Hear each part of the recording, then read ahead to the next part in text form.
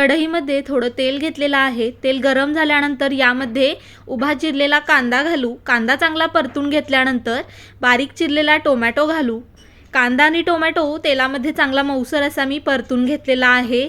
आता यामध्ये थोडीशी हळद, घरगुती मी कांदा लसूण मसाला घातलेला आहे, चवीनुसार मीठ आणि अर्धा चमचा गरम मसाला घालून लाल तिखट चांगलं तेलामध्ये मी परतून घेतलेला आहे। आता यामध्ये उकडलेली अंडी घालू। तर 4 उकडलेले अंडी मी अशा पद्धतीने बघू शकताय चिरून घेतलेले आहेत। जास्त बारीक अशी अंडी चिरू नका। आता उकडलेली अंडी मसाल्यामध्ये मिक्स करून घेऊ। मिक्स करून झाल्यानंतर बारीक चिरलेली कोथिंबीर घालू आणि बारीक गॅस करून एक 2 ते 3 मिनिटांसाठी यावरती झाकण ठेवू, म्हणजे मसाल्यांची चव अंड्यामध्ये मस्त उतरते।